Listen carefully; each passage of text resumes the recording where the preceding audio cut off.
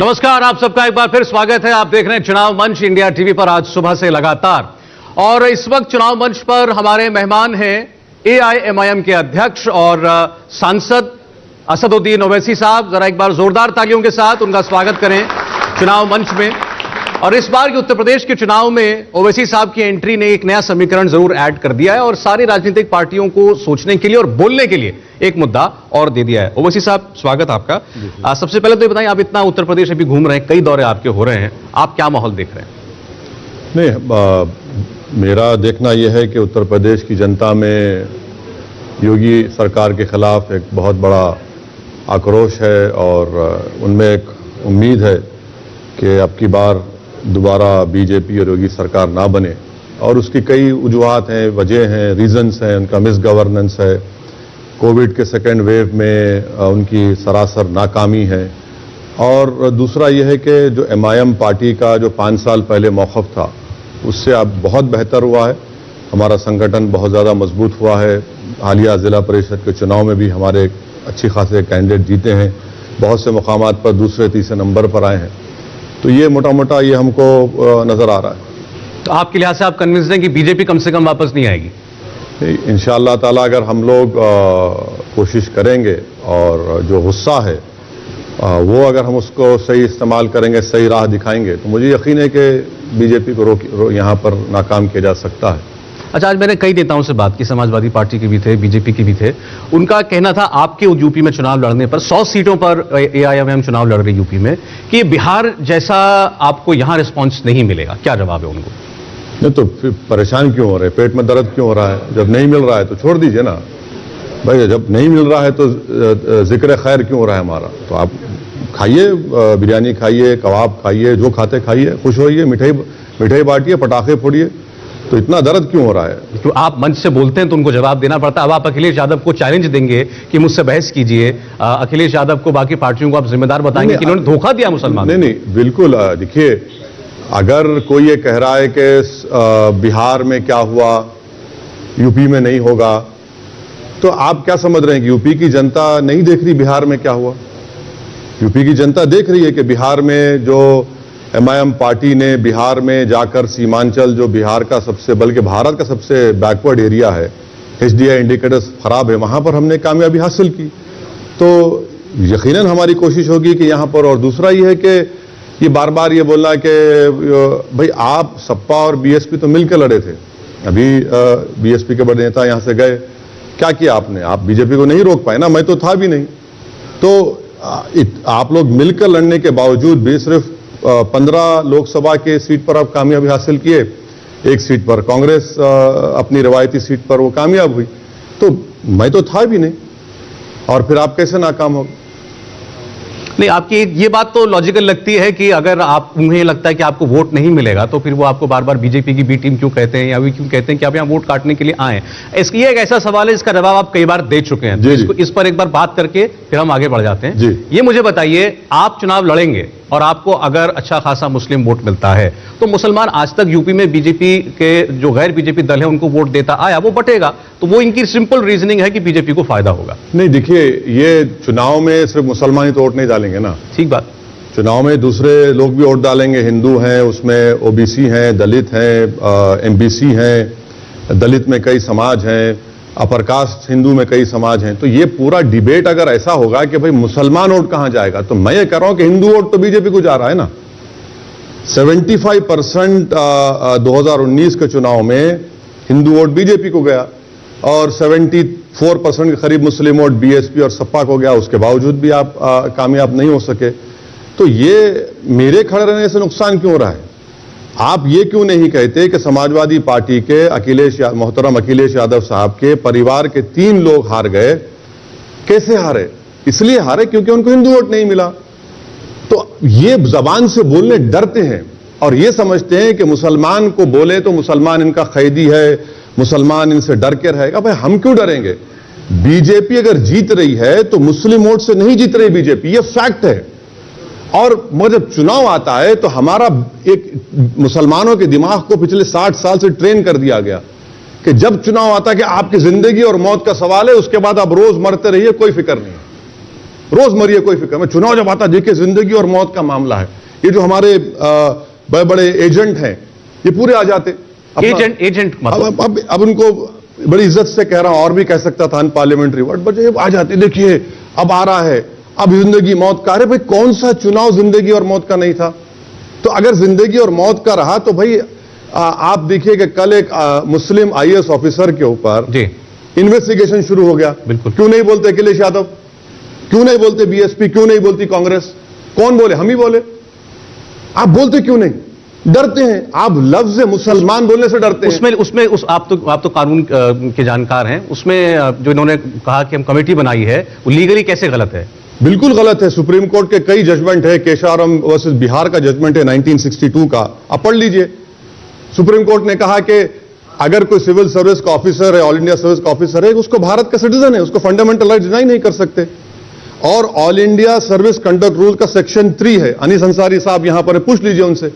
Section 3 में moral turpitude का crime आता है। तो उन्होंने कौन सा क्राइम किया बताइए ना आपने? आप एसआईटी बनाते हैं, एडिशनल डीजी को बनाते हैं और उनके पीछे लगा देते हैं। ये क्या बात है? मैं एक बार दर्शकों को बता दूं किस मामले का जिक्र ओवैसी साहब कर रहे हैं। यूपी के एक आईएएस हैं, सीनियर आईएएस अफसर हैं, और उनके कुछ वीडियो वायरल हुए। वीडियो कब के हैं अभी ये भी मालूम नहीं है, लेकिन उस वीडियो में ये नजर आ रहा है कि वो अपनी किसी सरकारी जगह पर नहीं है, ऑफिस दफ्तर में नहीं, किसी प्राइवेट स्पेस पर हैं, और वहां वो कुछ मुस्लिम धर्मगुरुओं के साथ बैठे कुछ सुन रहे हैं, कुछ कह रहे हैं। इसमें एक दफा उन्होंने ये भी कहा है कि पूरी दुनिया के अंदर अल्लाह का निजाम, अल्लाह की निजामत जो है, अगर मैं ठीक शब्द है तो वो कायम होनी चाहिए, ऐसी बातें वो कह रहे हैं। उसके बाद ये कार्रवाई हुई नहीं, नहीं क्या आप कौन सा, क्या उनको शो कॉज नोटिस दिए? तो किस लॉ के तहत दिए? कंडक्ट रूल्स का सर्विस सेक्शन 3 जो है वो तो अप्लाई नहीं होता। फिर कौन सा रूल दिया? भाई रिलीजन का अगर प्रोपोगेशन कर रहे हैं तो कब से गुनाह हो गया बताइए? गुनाह तो है ही नहीं वो, तो आप कहां से कर रहे हैं? मगर बता ये रहा हूं कि भाई ये मसला आ गया, आप बोलते ही नहीं है, कुछ खामोश बैठे हैं आप बोलते ही नहीं है। यूएपीए का बिल पार्लियामेंट में लाया जाता तो समाजवादी और कांग्रेस मिलकर वोट दिए, जिसकी वजह से आज हम देख रहे हैं कि बहुत से नौजवान, बहुत से लोग इंटेलेक्चुअल्स हों जो बीजेपी के खिलाफ हैं, जेल में सड़ रहे हैं, 5-5 साल 3-3 साल जेल में रहते हैं। आप बोलते नहीं है, वहां आप एक हो जाते हैं। फिर जो इलेक्शन का मामला था, आप समझते हैं कि मुसलमान जो है आपका कैदी है, आपने उसको कैप्टिव बना। आप कैदी और कैप्टिव वर्ड इस्तेमाल कर रहे हैं। मुझे बताइए, असदुद्दीन ओवैसी की पार्टी तो आज आई ना यूपी में, इससे पहले मुस्लिम वोट क्या, मुसलमान वोटर क्या करता? बीजेपी को तो वो वोट देगा नहीं, तो वो तो इन्हीं पार्टियों को वोट देता। तो उसमें आप दोष इन पार्टियों का कैसे है? नहीं, यही तो हम कह रहे हैं कि कल तक आपके पास कोई ऑल्टरनेट नहीं था। आप हालत मजबूरी में इन लोगों की मक्कारी, इन लोगों की अपॉर्चुनिज्म का शिकार हो रहे थे। आज हम एक विकल्प है, एक ऑल्टरनेट है, हम ऑल्टरनेट प्रोवाइड कर रहे हैं, वो स्पेस है वहां पर। क्योंकि फिर तो यही दो थे ना, या फिर वो कांग्रेस पार्टी। तो अब हम एक विकल्प बने हैं, एक ऑल्टरनेट पॉलिटिकल प्लेटफॉर्म दे रहे हैं। और हम में और इनमें फर्क क्या है? ये चाहे एसपी हो, बीएसपी हो, कांग्रेस हो, जो अपने आप को सेकुलर कहते हैं, हम ये कह रहे हैं कि नेता आप बनेंगे। आप सिर्फ वोट डालने वाली एटीएम की मशीन नहीं बनेंगे, आप नेता बनेंगे, लीडरशिप बनाएंगे, अपने मुकद्दर के फैसले आप करेंगे। आपके मुकद्दर के फैसले वो नहीं करेगा जो आपसे 20% से कम हो और मुख्यमंत्री बन जाए। तो ये हम दे रहे हैं, ये हमारा वादा है हमारे उत्तर प्रदेश के मुस्लिम अक़लियत से। नहीं तो आप क्या कहना चाहते हैं कि मुसलमान जो हैं उसी को वोट करें जिसका, जो मुसलमान को मुख्यमंत्री बना सके? नहीं, हम ये कह रहे हैं कि पहले आप अपने पार्टी के कैंडिडेट्स को कामयाब करिए, जिसमें मुसलमान भी रहेंगे, हमारे हिंदू भाई भी रहेंगे, दलित भाई भी रहेंगे, ओबीसी समाज के लोग भी रहेंगे। मगर उत्तर प्रदेश की पॉलिटिक्स की एक क्रॉस रियलिटी है, वो ये है कि हर समाज के पास उनका एक नेता है। ठीक बात। चाहे कोई समाज हो, बताइए मुसलमानों का कौन नेता है? कोई नेता नहीं है। कभी आपने बनने नहीं दिया, आपने सबको डरा कर रखा, आपने यूज एंड थ्रो किया, उनको यूज एंड थ्रो किया और उनको निकाल दिया आपने। तो ये हकीकत है। इसीलिए आज हम देख रहे हैं कि एक चर्निंग है, एक चेंज है। और खास तौर से उत्तर प्रदेश के जो मुस्लिम नौजवान हैं, उसमें तो बर्निंग डिजायर है, वो चाहते हैं कि नहीं हमको ये चेंज। साहब, आप सेक्युलरिज्म के चैंपियन अपने आप को कहलाते हैं। मुझे बताइए कि ये जो आपकी सोच अभी दिखाई दे रही है कि अगर मुसलमान का नेता होगा तभी मुसलमान का काम होगा, ऐसे हिंदू सोचने लगे कि मेरी भलाई तो केवल हिंदू नेता कर सकता है, तो ये तो सेक्युलर थॉट नहीं हुई ना। अरे आप भाई, आपकी आंखों पर पर्दा पड़ा है क्या देख रहे हैं आप? ये अनुप्रिया पटेल को क्यों मनाया गया? उनका कुर्मी वोट है, भाई बाघेल साहब को क्यों बनाया गया? आगरा के अतराफ में 25 असेंबली की सीटों को नहीं बनाई, ये बीजेपी हार जाएगी। नहीं, मेरा लॉजिक ये नहीं है। अनुप्रिया पटेल नेता ना होती तो कुर्मी का क्या काम नहीं होगा, या कुर्मी को कोई योजना में याद नहीं होता है ना काम। नेता होगा तो काम होगा, काम नहीं होगा तो कम से कम कोई हाथ तो पकड़ेगा, कोई आंसू बहने से तो उसको उम्मीद दिलाएगा। यही तो हम कह रहे हैं ना भाई। आज आप क्यों मनाते हैं? परसों जो कैबिनेट एक्सपेंशन हुआ, क्या हुआ उसे बताइए? वोट लेने के लिए। वही तो हम कह रहे हैं, वही वोट लेने के लिए कर रहे हैं ना। आप ये तो कोई एनजीओ का काम तो नहीं कर रहे हैं कि भाई रिसर्च पेपर आएगा और प्रेजेंटेशन करेंगे। यही तो काम हो रहा है ना। प्रैक्टिकल पॉलिटिक्स में यही तो चल रहा है। ये हम मुस्लिम कम्युनिटी को बता रहे हैं कि आप में बेदारी आना जरूरी है। और देखिए, मुसलमानों को उत्तर प्रदेश में एचडी इंडिकेटर्स क्या है? अब लोएस्ट लिटरेसी रेट, महिलाओं में सबसे कम, हाईएस्ट ड्रॉप आउट रेट 60%, सबसे ज्यादा जेलों में 27% अंडर ट्रायल मुसलमान। और फिर इसका कौन जिम्मेदार है? मैं जिम्मेदार हूं। अंबेडकर बाबा साहब ने सही कहा था कि इख्तिदार के दरवाजों के जो ताले हैं वो आपके पॉलिटिकल रिप्रेजेंटेशन की चाबी से खुलेंगे। ये अगर उत्तर प्रदेश के मुसलमानों में अवेयरनेस क्रिएट हो रहा है और हो जाएगा तो यकीनन इनकलाब आएगा। तो अभी तक आप मान रहे हैं कि मुसलमान का रिप्रेजेंटेशन नहीं है, मुसलमान बिल्कुल बेसहारा है, उसकी कोई सुनने वाला नहीं है? नहीं, खासकर यूपी में। नहीं, लफ्ज बेसहारा नहीं मानता। हम तमाम के लिए सहारा हमारा अल्लाह है। और मगर आपको यहां पर पॉलिटिक्स में आपकी एक आवाज की जरूरत है और इंडिपेंडेंट लीडरशिप की जरूरत है, जो ये तमाम पार्टीज कभी क्रिएट नहीं करेंगी। बीजेपी तो टिकट भी नहीं देती मुसलमान को, ठीक ना असेंबली में दिया ना पार्लियामेंट में दिया। अब आप देते हैं तो अब वो जीतते भी ऐसे हैं कि उनको रोक के रखते हैं कि भाई आप बैठे रहिए बस। मैंने एक अपनी तकरीर में जुमले कहा कि मुसलमानों का हाल ये है कि हम लोग एक बैंड बाजा की पार्टी है।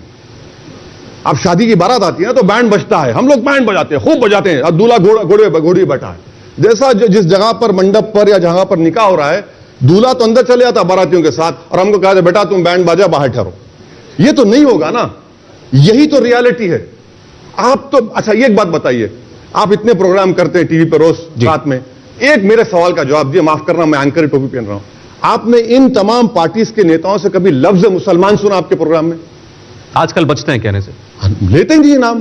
भाई लफ्ज मुसलमान नाम लेने क्यों कतराते हैं आप? उनको दूसरा वोट छिन जाएगा ना। अरे हम वही तो कह रहे हैं। हम यही तो बात उत्तर प्रदेश के मुसलमानों को बता रहे हैं कि आपकी ओर से बीजेपी नहीं जीत रही है। यादव वोट हो या फिर दलित वोट हो या फिर ब्राह्मण वोट हो या फिर जाट वोट हो या फिर आपका अदर ओबीसी समाज का वोट हो, सब बीजेपी की तरफ जा रहा है। तो आप देख रहे होंगे ना, सारे नेता जो हैं गैर बीजेपी दलों के, राहुल गांधी कोई भी हो, अब बंदे जाना शुरू कर देते हैं जब चुनाव आता है। सब कुछ आप देखते हैं तो उसका एक उसके पीछे वजह है ना। अब तो राहुल गांधी के बारे में क्या बोला जाए, बेचारा सिद्धू भी भाग गया। अब तो क्या बोले, तो जिसको बनाते वही भाग जाता है। हम क्या करेंगे? अब अल्लाह का शुक्र है कि हम नहीं गए पंजाब में, वरना बोलते ओवैसी से मिला था वो। क्या करेंगे? एक वक्त आपकी पार्टी उनके साथ थी, लेकिन नहीं। देखिए, दूध का जला छाछ कोई फूक फूक कर पीता है। अच्छा, हम जानते हैं उनको। हम बहुत, जितना हम जानते हैं कोई नहीं जानता होगा। जब आंध्र प्रदेश था उस वक्त उन्हीं की पार्टी में रिवोल्ट हो गया था, तो उनकी गवर्नमेंट गिर रही थी किरण कुमार रेड्डी की। हम वोट दिए उनको बचाने के लिए। उस वक्त बी टीम याद नहीं आए उनको। यहां हारे तो वायनाड गए क्योंकि वहां पर 35% मुसलमान थे। वहां जीत गए, हमने आपको बचा लिया। आप डूब रहे थे, हमने आपका कहा बेटा मत डूबो, ऊपर रहो। अब आप बताइए, फिर आप बड़े बड़े इसका मतलब तो मुसलमानों को राहुल गांधी पसंद है, यही तभी बचाया ना उनको। नहीं, देखिए सवाल पसंद का नहीं है ना। बाज़ वक्त क्या होता है कि ऑप्शन नहीं होता। हम जब ग्रेजुएशन डिग्री का बीए डिग्री कर रहे थे तो ज्यादा पढ़ते नहीं थे हम। हमारे जो पब्लिक एडमिनिस्ट्रेशन के प्रोफेसर साहब थे, वो एक दिन हमको पकड़ कर लिख गए, ले जाकर बोले कि आप क्लास में बैठो। हमसे पूछे कि भारत की डेमोक्रेसी क्या है बताओ। बोले तुम बताओ ओवैसी। हम बोले सर आपके रहते हम क्या बोलेंगे। पंडित जी थे वो, बोले आप बहुत तू बड़ा काबिल है। हम बोले कुछ बोलेंगे, वो पढ़ा के बोल देंगे। तो उन्होंने हमसे कहा कि भारत की डेमोक्रेसी एक स्वयंवरा है। कभी कभी वो जाकर किसी नाकारा के गले में भी गले का हार डाल देती है। तो हम एमएलए बने 94 में, हम उस्ताद के घर पे गए, सर देखिए फूल का हार पहनकर, गले से लगा लिया हमको। तो यही होता है ना, ऑप्शन नहीं है। अच्छा आप हराइए ना मोदी को। चलिए तो मैं हेडलाइन चला दूं, असदुद्दीन ओवैसी ने राहुल गांधी को नाकारा कहा, चला दीजिए। ये अगर उत्तर प्रदेश के मुसलमानों में अवेयरनेस क्रिएट हो रहा है और हो जाएगा तो यकीनन इनकलाब आएगा। तो अभी तक आप मान रहे हैं कि मुसलमान का रिप्रेजेंटेशन नहीं है, मुसलमान बिल्कुल बेसहारा है, उसकी कोई सुनने वाला नहीं है। नहीं देखिए, खासकर यूपी में। नहीं लफ्ज बेसहारा नहीं मानता, हम तमाम के लिए सहारा हमारा अल्लाह है। और मगर आपको यहां पर पॉलिटिक्स में आपकी एक आवाज की जरूरत है और इंडिपेंडेंट लीडरशिप की जरूरत है, जो ये तमाम पार्टीज कभी क्रिएट नहीं करेंगी। बीजेपी तो टिकट भी नहीं देती मुसलमान को, ठीक ना असेंबली में दिया ना पार्लियामेंट में दिया। अब आप देते हैं तो अब वो जीतते भी ऐसे हैं कि उनको रोक के रखते हैं कि भाई आप बैठे रहिए बस। मैंने एक अपनी तकरीर में जुमले कहा कि मुसलमानों का हाल ये है कि हम लोग एक बैंड बाजा की पार्टी है। अब शादी की बारात आती है ना तो बैंड बजता है, हम लोग बैंड बजाते हैं, खूब बजाते हैं। अब दूल्हा घोड़े बैठा है। जैसा जिस जगह पर मंडप पर या जहां पर निकाह हो रहा है, दूल्हा तो अंदर चले जाता बारातियों के साथ और हमको कहा था बेटा तुम बैंड बाजा बाहर ठहरो। ये तो नहीं होगा ना, यही तो रियलिटी है। आप तो अच्छा ये एक बात बताइए, आप इतने प्रोग्राम करते हैं टीवी पर रोज रात में, एक मेरे सवाल का जवाब दिए, माफ करना मैं एंकर टोपी पहन रहा हूं। आपने इन तमाम पार्टीज के नेताओं से कभी लफ्ज मुसलमान सुना आपके प्रोग्राम में? आजकल बचते हैं कहने से, लेते ही नहीं नाम। भाई लफ्ज मुसलमान नाम लेने क्यों कतराते हैं आप? उनको दूसरा वोट छिन जाएगा ना। अरे हम वही तो कह रहे हैं, हम यही तो बात उत्तर प्रदेश के मुसलमानों को बता रहे हैं कि आपकी ओर से बीजेपी नहीं जीत रही है। यादव वोट हो या फिर दलित वोट हो या फिर ब्राह्मण वोट हो या फिर जाट वोट हो या फिर आपका अदर ओबीसी समाज का वोट हो, सब बीजेपी की तरफ जा रहा है तो ना। आप देख रहे होंगे ना, सारे नेता जो हैं गैर बीजेपी दलों के, राहुल गांधी हो कोई भी हो, अब बंदे जाना शुरू कर देते हैं जब चुनाव आता है। सब कुछ आप देखते हैं तो उसका एक उसके पीछे वजह है ना। अब तो राहुल गांधी के बारे में क्या बोला जाए, बेचारा सिद्धू भी भाग गया, तो क्या बोला, तो जिसको बनाते वही भाग जाता है। हम क्या करेंगे? अब अल्लाह का शुक्र है कि हम नहीं गए पंजाब में, वरना बोलते ओवैसी से मिला था वो। क्या करेंगे? एक वक्त आपकी पार्टी उनके साथ थी, लेकिन नहीं। देखिए दूध का जला छाछ कोई फूंक फूंक कर पीता है। अच्छा, हम जानते हैं उनको, हम बहुत जितना हम जानते हैं कोई नहीं जानता होगा। जब आंध्र प्रदेश था उस वक्त उन्हीं की पार्टी में रिवोल्ट हो गया था, तो उनकी गवर्नमेंट गिर रही थी किरण कुमार रेड्डी की, हम वोट दिए उनको बचाने के लिए। उस वक्त बी टीम याद नहीं आया उनको। यहां हारे तो वायनाड गए क्योंकि वहां पर 35% मुसलमान थे, वहां जीत गए, हमने आपको बचा लिया। आप डूब रहे थे, हमने आपका कहा बेटा मत डूबो, ऊपर रहो। अब आप बताइए, फिर आप बड़े बड़े इसका मतलब तो मुसलमानों को राहुल गांधी पसंद है, यही तभी बचाया ना उनको। नहीं देखिए, सवाल पसंद का नहीं है ना, बाज़ वक़्त क्या होता है कि ऑप्शन नहीं होता। हम जब ग्रेजुएशन डिग्री का बीए डिग्री कर रहे थे तो ज्यादा पढ़ते नहीं थे हम। हमारे जो पब्लिक एडमिनिस्ट्रेशन के प्रोफेसर साहब थे, वो एक दिन हमको पकड़ कर लिख गए, ले जाकर बोले कि आप क्लास में बैठो, हमसे पूछे कि भारत की डेमोक्रेसी क्या है बताओ। बोले तुम बताओ ओवैसी। हम बोले सर आपके रहते हम क्या बोलेंगे। पंडित जी थे वो, बोले आप बहुत तू बड़ा काबिल है। हम बोले कुछ बोलेंगे, वो पलटा के बोल देंगे। तो उन्होंने हमसे कहा कि भारत की डेमोक्रेसी एक स्वयंवरा है, कभी कभी वो जाकर किसी नाकारा के गले में भी गले का हार डाल देती है। तो हम एमएलए बने 94 में, हम उस्ताद के घर पे गए, सर देखिए फूल का हार पहनकर, गले से लगा लिया हमको। तो यही होता है ना, ऑप्शन नहीं है। अच्छा आप हराइए ना मोदी को। चलिए तो मैं हेडलाइन चला दूं, असदुद्दीन ओवैसी ने राहुल गांधी को नाकारा कहा, चला दीजिए। नहीं आप देखिए, हमसे ही हेडलाइन चलती है, किसी से नहीं चलती, हमको मालूम। आप चलाइए, जो चाहे चलाइए, हमारा। अच्छा खैर, वो यूपी में कम आते हैं राहुल गांधी, लेकिन प्रियंका गांधी बहुत आती हैं। और प्रियंका गांधी उनकी पार्टी उम्मीद करे कि उनके आने से कुछ कांग्रेस के जो भाग हैं वो खुलेंगे। आपको कुछ जोर दिखाई देता है? मुझे अपनी पार्टी की फिक्र है, मुझे अपने हम लोग जो मोर्चा में उसकी फिक्र है। और हमको ये सबसे बड़ी जो हमारी कोशिश है कि बीजेपी दोबारा सरकार ना बनाए। अब ये दूसरे पार्टी क्या करते हैं क्या नहीं करते हैं, तो मुझे मैं उसका प्रीवी नहीं हूं। अच्छा ठीक है, आपने कहा कि आपका टारगेट है बीजेपी सरकार ना बनाए। अभी आप 2-3 बार ये बोल चुके हैं कि मुसलमान के वोट से तो बीजेपी सरकार बनती नहीं है। अब मुसलमान चाहे सपा बसपा कांग्रेस को वोट करे, चाहे आपको वोट करे, तो अगर बीजेपी को हिंदू वोट मिल गया तो सरकार बन जाएगी। असदुद्दीन ओवैसी कैसे रोकेंगे? आप क्या नहीं जानते बीजेपी में क्या चल रहा है? आप नहीं जानते क्या सर? इतना भी भोले मत बनिए आप। अभी तो कुछ अभी तो खेल शुरू होगा ना। अभी तो बहुत सी चीजें तब्दीली आएगी। बाबा चलाएंगे या फिर कौन चलाएगा मालूम होगा ना। अभी देखिए पाल साहब भी एक दिन के सीएम बने, कैसे बने? कर्नाटका में भी गवर्नमेंट बदल गई। तो ये होता है sir, politics is the art of impossible, तो कुछ भी हो सकता है। नहीं, अभी थोड़ी देर पहले स्वतंत्र देव सिंह आए थे जो इनके बीजेपी के यूपी के अध्यक्ष नहीं, हैं। वो जाहिर है उन्होंने उनको- साफ साफ बोला भाई कोई इसमें कोई ऑप्शन ही नहीं है, सवाल ही नहीं है। नहीं, उनको तो बोलना पड़ेगा ना, वरना फिर बेचारे शाम तक उनको। अरे अब तो मोदी जी बोल दिए, वो अलीगढ़ में रैली की मोदी जी ने, इतनी तारीफ की योगी जी की, आपको अब भी शक है कि योगी जी के पर कोई सवाल है? देखिए, रूपानी को हटाने से 1 महीना या 5 हफ्ते पहले अमित शाह जाकर उनको गुड परफॉर्मेंस का सर्टिफिकेट दिए और उनको हटा दिए। हटाने के बाद बीजेपी के जो बीट के जर्नलिस्ट है वो कहे कि इसलिए हटाया क्योंकि उन्होंने कोविड में काम नहीं किया। तो कुछ भी हो सकता है, कुछ भी हो सकता है। योगी को हटाया जा सकता है। अब पौने रात के 8:45 पर मोदी जी पार्लियामेंट की बिल्डिंग देखने चले गए तो क्या नहीं कर सकते वो? तो देखते चले गए, तो आपको उस पर क्या एतराज हुआ? नहीं, एतराज नहीं है, कुछ भी हो सकता है। मैं बता रहा हूं ना सर, आपको बहुत सी चीजें मालूम, मुझे भी थोड़ा थोड़ा मालूम है। अच्छा, अब ये बताइए कि उत्तर प्रदेश में जिस किस्म की जबान इस्तेमाल की जा रही है राजनीति के अंदर और जिस किस्म की कानूनी कार्रवाई, जिसमें से एक आध का जिक्र अब आपने किया, अब योगी जी को अखिलेश यादव पर तंज मारना था तो उन्होंने कहा अब्बाजान वाले, अब्बाजान बोलने वाले। इस पर आपने कहा ये डॉग विसल है, जरा इसको एक्सप्लेन कीजिए। नहीं, दोनों भी कर रहे हैं। देखिए, जब उत्तर प्रदेश की विधानसभा में उत्तर प्रदेश के मुख्यमंत्री ने जुमला कहा तो समाजवादी पार्टी ने कहा कि यह गलत बात कह रहे हैं, आपको हमारे बड़ों की बेइज्जती करनी नहीं चाहिए। ये रिकॉर्ड में उन्होंने कहा। अब मुझे समझ में नहीं आता कि भाई इसमें आपके बड़ों की बेइज्जती कैसे हो गई। वो डॉग विजिल कर रहे हैं तो वो भी उसको प्रमोट कर रहे हैं ना। आप, ये समाजवादी पार्टी ने असेंबली में कहा आप हमारे बड़ों की बेइज्जती कर रहे हैं। अरे भाई, बड़ों की बेइज्जती कैसे हो रही है? आप उनको पलटाकर कहते हैं कि आप मुख्यमंत्री हैं, अब्बाजान क्यों बोलते हैं? आप पिताजी भी बोलिए, दादाजी भी बोलिए। मगर ये जो डॉग विजिल की पॉलिटिक्स है, दोनों कर रहे हैं और इससे साफ जाहिर हो रहा है। अब आप, और इससे मैसेज क्या देना चाह रहे हैं? मैसेज तो यही देना चाह रहे हैं ना कि मुसलमानों का बड़ा अपीजमेंट हुआ। भाई चैलेंज करते हैं, बताइए कहां अपीजमेंट हो यूपी में?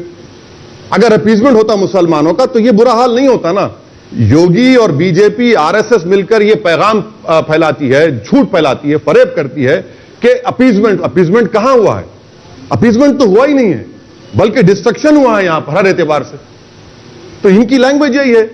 अपीजमेंट को लेकर के ज्यादातर यूपी में रहने वाले लोग जो बताते हैं वो ये कहते हैं कि एक तो मुजफ्फरनगर याद दिलाया जाता है और आजम खान साहब का रूल उसमें याद दिलाया जाता है, किस तरीके से वहां पर मुस्लिम राइटर्स को जो है प्रोटेक्शन मिली थी और दूसरे समुदाय के खिलाफ जो है कार्रवाई हुई थी। एक बात ये। दूसरा ये कहा जाता है कि लॉ एंड ऑर्डर में ये एक धारणा है उत्तर प्रदेश के अंदर कि अपराधी जो हैं वो अधिकांशतः, ज्यादातर आपको मुस्लिम कम्युनिटी के मिलेंगे। ये एक परसेप्शन है और आप यूपी घूम रहे हैं तो आपको सुनने में आता होगा।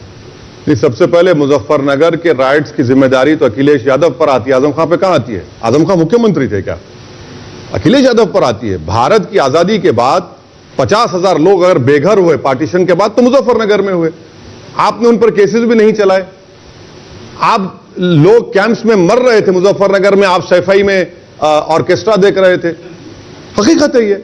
अगर आप केसेस चला देते तो आज योगी आदित्यनाथ को मौका नहीं मिलता कि वो 77 केसेस विड्रॉ कर लेते।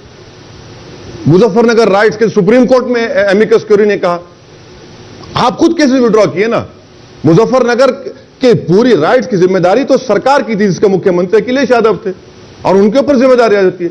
ये बार बार आजम खान को क्यों पेश किया जाता है समझ नहीं आता मुझे। ये तो आपकी जिम्मेदारी थी, आप नाकाम साबित हुए। आपने क्या किया बताइए उन लोगों के लिए? आपने कहा, जब लोगों से कहा कि रिलीफ कैंप में कोई करिए तो आपने बहुत बिल्कुल ही ऐसी बात की कि उसको बैन भी नहीं किया जा सकता यहां पर। देखिए, अब बीजेपी कहती है कि देखिए फर्क किया कि योगी राज में दंगा नहीं होता। झूठ बोल रहे हैं, सरासर झूठ। हम चैलेंज कर रहे हैं, आप बीजेपी के आदमी को बुला लीजिए, बैठे तो पूछ लीजिए। एनसीआरबी का डेटा है 2019 में 1500 कम्युनल इंसिडेंट्स हुए।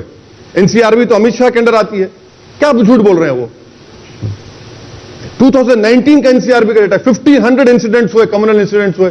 कैसे बता रहे हैं वो? कम्युनल इंसिडेंट हो सकते हैं, राइट का मतलब होता है वाइड स्प्रेड आर्सन, आगजनी। उसी में तो वाकया होता है ना। कम्युनल इंसिडेंट का मतलब क्या है कि मैं आपके घर पे हमला किया, चाहे शीशा तोड़ा हो या घर जलाया हो, मगर कोशिश तो की, मेरा इंटेंशन था। कम्युनल इंसिडेंट हुए हैं। अच्छा, यहां से कानपुर में वो एक 11 साल की लड़की अपने बाप को चिमट कर रो रही है कि मेरे अब्बा को मत मारिए, आप मार रहे हैं उसको क्या कहेंगे आप बताइए? आपने CAA में फायरिंग की, 22 मुसलमान मर गए। किसने कहा कि वो डायरेक्टेड था मुसलमानों की तरफ? जस्टिस सुदर्शन रेड्डी। जो सुप्रीम कोर्ट के रिटायर्ड जज थे, उनकी रिपोर्ट है। तो ये तो सब झूठ बोल रहे हैं लोग। अच्छा, मैं अब इन सब बातों के साथ जोड़ रहा हूं मोहन भागवत जी की बातों को। अब आप इसको कैसे दोनों बातों को देखते हैं एक साथ? यूपी को लेकर के ये बात है, मोदी सरकार को लेकर के ये बातें हैं, और मोहन भागवत ये कहते हैं कि अगर कोई लिंचिंग करता है गाय के नाम पर तो वो हिंदुत्व का पैरोकार नहीं हो सकता। वो ये कहते हैं अगर कोई हिंदू ये कहता है कि देश के अंदर मुसलमान नहीं होना चाहिए तो वो हिंदू ही नहीं। ये तो पेरेंट ऑर्गेनाइजेशन आप बोलते हैं और है बीजेपी। देखिए मोहन भागवत जो है ना, ये हमेशा एक बात ये कहते हैं और दूसरी जगह जाए कहते हैं कि मुसलमान इन्वेडर्स थे। ये भी तो कहा, उन्होंने कहा असम के अंदर। अरे नहीं, मुंबई में मोहन भागवत ने कहा कि मुसलमान इन्वेडर्स हैं और इस्लाम इन्वेडर्स से जरिए। फिर झूठ, वो तो मोदी जी को झूठा साबित कर दिए। कैसे बताता हूं मैं आपको? मोदी जी सऊदी अरब गए और वहां के बादशाह को उन्होंने केरल की वो मस्जिद की का रेप्लिका दिया जो 626 में बनाई गई थी। अब आप बताइए फिर कौन झूठ बोल रहा है? अच्छा, ये बोल रहे हैं तो आप कंडेम करिए ना। फिर आप कंडेम क्यों नहीं करते? आप ही के, देखिए बीजेपी आरएसएस में कोई फर्क नहीं है। अगर कोई कहता है फर्क है तो अंधा है वो। बीजेपी अखलाक को मारने वालों के खिलाफ जो मर जाते हैं तो आप उन पर, आपका मिनिस्टर जाकर फूलमाला चलाता है। झारखंड में मारा जाता है तो आपका यूनियन मिनिस्टर कन्विक्टेड लोगों को फूल का हार पहनाता है। आरएसएस नहीं देख रही है कि आरएसएस के बगैर ये सब काम होता है। आरएसएस तो सेंटर है, रिमोट कंट्रोल आरएसएस के पास है। मोदी भी कुछ नहीं कर सकते बगैर आरएसएस के। सच्चाई है वो बता रहा हूं आपको। और मोहन भागवत बोले जाते हैं वो ये सब, ये जो है ना कि ऑप्टिक्स के लिए, मीडिया मैनेजमेंट के लिए नहीं, हम लोग, हमारा सॉफ्ट फेस है। आप कितनी झूठ बोलेंगे? तो आप इनकार कर दीजिए जो सावरकर ने कहा, जो गोलवालकर ने कहा, जो दीनदयाल उपाध्याय ने अपनी किताब में कहा। गोलवलकर की बात से तो उन्होंने एक बिल्कुल अभी मुझे एक कुछ महीनों पहले, साल भर पहले कहा था कि जो गोलवलकर ने, जो उनकी जो किताब है जो सबसे ज्यादा कोट की जाती है, बंच ऑफ थॉट्स, उसमें जो बोला वो तब के लिए रेलेवेंट थी। जरूरी नहीं है कि वो आज के लिए रेलेवेंट। क्या मतलब रेलेवेंट? आप इनकार कर दीजिए, आप बोलिए कि हम उसको छोड़ चुके हैं, हम मानते ही नहीं उन चीजों को। बोल दीजिए सावरकर के हिंदुत्व के डेफिनेशन को हम नहीं मानते। आप बोलिए, उनकी लीनियज है, वो क्यों छोड़ेंगे? हाँ, फिर आप नहीं छोड़ेंगे। और सावरकर कहेगा कि भाई ये इस मुल्क का मोहब्बत करने वाला वही है जो जिसके लिए ये फादरलैंड और मदरलैंड है। तो बताइए, इस मुल्क का मजहब सिर्फ हिंदुइज्म हो सकता है, हिंदुत्व आइडियोलॉजी हो सकती है। तो आप उनको नहीं छोड़ेंगे। देखिए हम थोड़ा बहुत पढ़ते हैं ना, हम उन दूसरे नेताओं की तरह नहीं है कि थम्स अप जिंदाबाद बोल के चले जाएंगे। आपकी आइडियोलॉजी, आपकी किताबें हैं और उसको कैसे छोड़ देंगे हम? आप धूल झोंकने की पॉलिसी कर रहे हैं, वो कभी नहीं होने वाला है। हाँ, वो किसी को बिठाकर, चंद मुसलमानों को बिठाकर ये बातें कर सकते हैं और वो बेचारे खवाल पार्टी के लोग थाली बजा सकते हैं। और हम तो देख रहे हैं ना, देख रहे हैं, महसूस कर रहे हैं कि इतनी नफरत पैदा हो चुकी है आज हर जगह पर। कौन फैला रहा है नफरत? बताइए किस वजह से नफरत फैल रही है? कि पार्लियामेंट के 200 कदम के ऊपर लोग कहते हैं कि काट दो मुल्लों को, गले काट दो। गलत। हाँ, आप गलत है, मगर क्या हो रहा है? 24 घंटे में बेल हो जाती है। 24 घंटे में बेल हो जाती है। बताइए आप, कौन कर रहा है ये फिर? तो ये सब चीजें हैं ना। तो ये आइडियोलॉजी के ऊपर ये लोग, देखिए आरएसएस कभी भी अपनी आइडियोलॉजी को नहीं छोड़ेगी, कभी भी नहीं छोड़ेगी आरएसएस आइडियोलॉजी को। अपनी आइडियोलॉजी पर वो रहेंगे, उस पर काम करेंगे और कर रहे हैं काम उसके ऊपर। ये हमारा मानना है कि वो कभी नहीं छोड़ेंगे अपनी आइडियोलॉजी को। जो इंसिडेंट्स होते हैं, जिनका भी आपने कईयों का जिक्र किया है, बहुत से लोग ये कहते हैं कि 140 करोड़ के देश में ये 10 इंसिडेंट या 20 इंसिडेंट उठा करके ये बोलना कि पूरा समाज बढ़ चुका है, समाज के अंदर नफरत पैदा हो चुकी है, हर जगह गली मोहल्ले में मुसलमान को टारगेट किया जा रहा है, ये कहां तक जायज है? आप सिर्फ 10 कह रहे हैं? मैंने नहीं, मिसाल के तौर पर कहा। आपने नहीं, गलत है ये। 10 क्या, रोज होता है। अगर रोज होता है, मैं आपको बता रहा हूं, दिल्ली से अगर कोई ट्रेन निकलती है, रात की ट्रेन, तो आप और हम जाएंगे। चलिए, मैं भी शर्ट पैंट पहनता हूं, आइए जाके देखते हैं कितने मुस्लिम खवातीन ट्रेन में बैठते हैं, रात की ट्रेन में देख लें। चलिए बताइए, आप रैंडमली पूछिए कि क्या माहौल है पूरा। मतलब मुस्लिम महिला जो है वो रात को निकल नहीं सकती। अरे भाई, ये माहौल तो आपने पैदा कर दिया ना खौफ का। कोई अगर चूड़ियां बेचने जाता है, मोदी जी तो चौरी चौरा का इंसिडेंट के बड़ी बड़ी बातें करते हैं, उन्हीं की बरादरी का आदमी जब चूड़ियां बेचने जाता है मध्य प्रदेश में तो उसको मारा जाता है। कोई ठेला बंडी पर तरकारी बेचता है तो तेरा आधार कार्ड बता, तू यहां पर क्यों आया है? कौन कर रहा है ये? क्यों कर रहे हैं लोग? इसलिए कर रहे हैं ताकि एक मैसेज चला जाए हेटरेट का। राइट्स का नहीं है मामला। एक कम्युनल इंसिडेंट करेंगे, वीडियो रिकॉर्ड करेंगे और सोशल मीडिया से फैलाएंगे उसको, काम हो गया आपका। यही तो हो रहा है यहां पर। चलिए ठीक है, जो लोग तालिबान की वकालत करते हैं, क्योंकि आजकल वो भी बहुत ज्यादा चर्चा में है, तो लोग उसको कोट करते हैं कि देखिए यहां पर ऐसे लोग भी मौजूद हैं जिनको तालिबान भी अच्छा लगता है, तो हम क्यों ना बोले इनके खिलाफ। आप भद्रा कुमार का नाम जानते हैं? कौन थे भद्रा कुमार? जी मेरी अभी जानकारी में तो भद्रा कुमार एक भारत के बहुत बड़े माने फॉरेन सर्विस के एक्सपर्ट हैं, फॉरेन सर्विस में थे। वो कहे, उन्होंने कहा कि बात करो तालिबान से। उनको क्यों नहीं बोलते आप? अरे मुझे क्या करना है अफगानिस्तान को? ना मेरे अब्बा है ना मेरे दादा है, हमको मालूम ही नहीं अफगानिस्तान। आप किसी से पूछ रहे मुसलमान से, कहां है अफगानिस्तान? बोलेगा हाँ होगा, मुझे क्या मालूम, मुझे क्या करना है। नहीं, बयान तो यहीं के लोग से दे रहे हैं ना। अरे भाई, बयान तो ये दूसरे लोग भी तो दिए ना।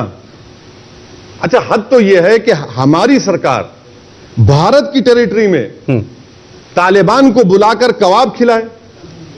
जब क्या हुआ, दोहा में हमारी एम्बेसी में बुलाकर खिलाए। हम आज भी मैं कह रहा हूं कि मोदी सरकार को क्लियरली देश को बता देना चाहिए वंस एंड फॉर ऑल कि तालिबान टेररिस्ट ऑर्गेनाइजेशन है या नहीं। अब आपका दूसरा सवाल हो गया, आप क्या जानते हैं, आपकी राय क्या है? भाई आप बता दीजिए, सरकार से पूछ लीजिए कि क्या तालिबान टेररिस्ट है, तो आप डिक्लेयर करिए उसको, यूएपीए में लेकर आइए। आप तो यूनाइटेड नेशन की सैंक्शन कमेटी के हम चेयरमैन हैं। अब तो तालिबान ने कह दिया कि प्लेन उड़ाइए, भारत से लाइए। हम तो एक प्लेन लेकर गए थे, वो लेकर बैठ गए वहां पर। हुआ ना ये?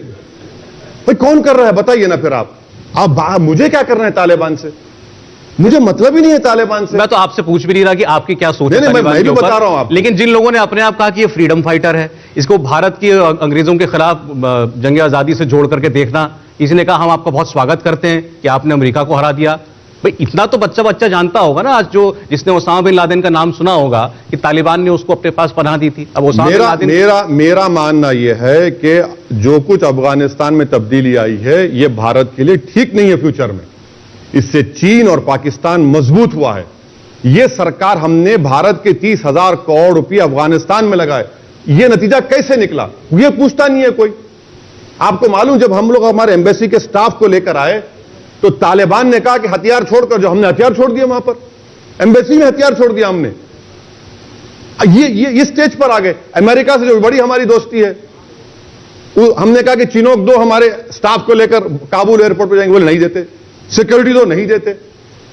इसका जिम्मेदार कौन है बताइए? सारे लोग सुरक्षित वापस तो आ गए ना, तो भारत सरकार ही लेकर के आई। अरे भाई, जो अफगानी हमारे लिए ट्रांसलेटर का काम करता था, जो आज भी वहां की नई गवर्नमेंट उनको टारगेट कर रही है, हम उनको लाई नहीं ना। इसीलिए मैंने CAA का जब बिल पास हो रहा था पार्लियामेंट में, मैंने कहा कि मोदी सरकार एक स्ट्रेटेजिक ब्लंडर कर रही है, इसमें आप रिलीजन न्यूट्रल करिए। मैंने स्पीच में कहा, सुन लीजिए आप उसमें, कि आप इस जो मुसलमान वर्ड आएंगे तो इसमें ताजिक आएगा, हजारा आएगा, आपके उज्बेक आएगा, तुर्कमान आएगा। हम स्ट्रेटेजिक ब्लंडर कर दिए। अगर इनको थोड़ा होश होता तो गवर्नमेंट इन एक्साइल यहां पर बनाते। नहीं, वो काउंटर आर्गुमेंट देते हैं कि जो लोग सीए की पैरवी, सीए का विरोध कर रहे थे, आज बताएं कि वहां के हिंदू सिखों को ऑटोमेटिक सिटीजनशिप मिल जाएगी। अरे आपने तो कट ऑफ मार्क रख दिया 2014 का। अरे झूठे हैं ना ये लोग। 2014 दिसंबर कट ऑफ मार्क रख दिया आपने। लेक आप लाइए, ये सिटीजनशिप दे सकते आप? कहां दे सकते आप? और वो जो सिख हैं, जो पूरा काबुल में जो फॉरेन एक्सचेंज का बिजनेस उनके पास है, उनको तो वीजा मिल जाता है आराम से। आप तो सिटीजनशिप दे भी नहीं पाएंगे उनको बाप, क्योंकि आपने 2014 का कट ऑफ मार्क रखा। उनको लॉन्ग टर्म वीजा जरूर मिल सकता है। तो ये बीजेपी जो है प्रोपोगंडा करती है। व्हाट्सएप यूनिवर्सिटी में हर आदमी बैठा हुआ है, अपने आप को फॉरेन एक्सपर्ट, नोबेल प्राइज का विनर समझता है, तो वो होंगे, मगर सच्चाई तो ये है। देखिए, बहुत सी बातें तो ये भी कही जा रही हैं कि तालिबान की असल सोच तो यहां से हिंदुस्तान से निकली है, फिर उसको देवबंद के साथ जोड़ा गया। गलत बात, बिल्कुल गलत बात। देवबंद का तालिबान से कोई ताल्लुक ना था, ना है, ना कभी रहेगा। ये बिल्कुल गलत बात है भाई। ये एक देवबंद एक मदरसा है जो मुल्क की आजादी में एक बहुत बड़ा रोल प्ले किया। रेशमी रुमाल की तहरीक उनके जिम्मेदारों ने शुरू की। जेलों को गए वो लोग, आप उसको भूल जाएंगे? आप हुसैन अहमद मदनी की कुर्बानी को भूल जाएंगे, जो माल्टा की जेल में इतने साल गुजारे वहां पर? आप वो नहीं बात करेंगे? वही उलेमा थे जिन्होंने फतवा लिख कर दिया, जो काला पानी की सजा काटे। तो ये बिल्कुल सरासर झूठ है। अरे भाई, हो सकते हैं, इस्लाम में एक स्कूल ऑफ थॉट है, चाहे देवबंद हो या फिर ये आपके बरेलवी हो, सूफी हो, अहले हदीस हो, डिफरेंट है। मगर इसको उनको ले जाकर छोड़ देना बिल्कुल सरासर गलत है, नाइंसाफी है। योगी सरकार ने तो वहां पर ATS का कमांडो सेंटर खोला है। हाँ, यही तो हम कह रहे हैं कि स्कूल खोलिए ना। कौन रोक रहा है आपको स्कूल खोलने से? कॉलेज खोलिए, वहां पर स्कूल खोलिए, कॉलेज खोलिए, अस्पताल खोलिए। आप नहीं खोलेंगे यही तो डर पैदा करते हैं। मुस्लिम इलाकों में अगर आप जाएंगे पूरे भारत में, सबसे पहले आपको दिखेगा पुलिस का थाना, उसके बाद शराब की दुकान, आपको स्कूल नजर नहीं आएगा, आपको कॉलेज नजर नहीं आएगा, आपको बेसिक कम्युनिटीज नजर नहीं आएंगे। ये तो स्टीरियोटाइप इमेज बनाकर आपने रख दिया। हमारा तो यही तो हमारी लड़ाई है। ये क्यों कर रहे हैं आप? अच्छा, इसके पीछे आपको ये नहीं लगता कि कहीं ना कहीं समाज का भी रोल होता है? अगर मेरा समाज पिछड़ा है तो मैं अपने समाज के लिए काम करूंगा या नहीं करूंगा? करना चाहिए, तो हम कर रहे हैं। इसीलिए तो हम कर रहे हैं ना, इसीलिए तो हम कह रहे हैं कि देखिए, भारत की जो डेमोक्रेसी है, जब तक उस समाज के पास उसका नेता नहीं होगा, उसकी पॉलिटिकल लीडरशिप नहीं होगी, उसका कोई प्रॉब्लम हल नहीं होगा। ये गंगा जमनी सब अच्छा दिखता मुशायरे में। कहां है गंगा जमनी? बताइए आप, किधर होता है गंगा जमनी? किधर होता है बताइए ना। एक बच्ची को मारा जाता है, गंगा जमनी होता है। कहां गंगा जमनी है? किधर का गंगा जमनी है? अब मुशायरे में शायर खड़े होकर बोलता है, हमको भी अच्छा लगता, वाह वाह मुकर्रर, दोबारा इरशाद। मगर बाहर निकल जाते मुशायरे के, हमको मालूम हुआ था, पुलिस देखता है कहां से आ रहा है तू, हो गया खत्म, निकल गया पूरा। पुलिस का छोड़िए, आम आदमी का बताइए। एक आम हिंदू एक मुसलमान के बारे में क्या यही सोच रखता है? देखिए, जो डिवीजन पैदा हो चुका है और पोलराइजेशन बढ़ते जा रहा है, हम नहीं चाहते हो, मगर कौन बढ़ा रहा है इसको? कौन ये इंसिडेंट्स करता है? कौन इस तरह की बातें करता है? कौन मुसलमानों का डर पैदा करता है? कौन ये दिखाता है कि भारत में हमारे हिंदू भाइयों को खतरा है? कौन कह रहा है ये? आप सरकार में रहकर आप डराते हैं, आप सरकार डराते हैं, और फिर उसके जब डर पैदा करते हैं तो इसका नतीजा क्या निकलता है? आपको देख रहे हैं आप, किस तरह के नारे लगते हैं, इस तरह की बातें होती हैं। लेकिन इसके वजह से अगर गलत भी हो रहा है, अगर कोई राइटफुल एक्शन लिया जा रहा है, उसकी भी मुखालफत करना, अगर कहीं पर घुसपैठियों के खिलाफ कार्रवाई होती है, असम में होती है, सीमांचल में होती है, उसके खिलाफ आप बोलते हैं। देखिए, आपने असम की मिसाल दी। कभी आप जर्नलिस्ट भी है ना, आप कभी आपने देखा कि आपकी फ्रेटर्निटी का आदमी एक लाश के ऊपर कूदता है? एक लाश के ऊपर कूदता है, गोली मार दिया आपने उसको, वो भारत का सिटीजन है। वो चैलेंज करो असम सरकार से, बताइए कि जो जिसको गोली मारी गई उसका नाम लिस्ट में नहीं आया था। एक फोटोग्राफर है, लाश पर कूदता है। तुम इंसान हो, हैवान हो यार? वो कर रहे हैं आप। घुसपैठी आ रहे तो रोकिए ना, कौन रोक रहा है?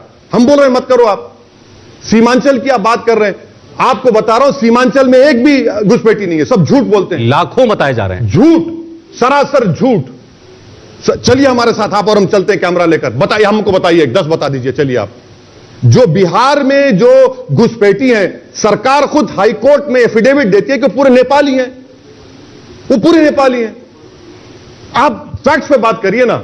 आप तो हाईकोर्ट में एफिडेविट देते हैं और फिर बोलते हैं घुसपैठी। कहां है घुसपैठी? मैं सही हूं तो मैंने आंकड़ा 50 लाख का पढ़ा है। कहां है? 50 लाख। अरे सर सुनिए, आसाम में क्या हुआ? आसाम में तो यही बोला गया ना, 50 लाख 50 लाख 50 लाख।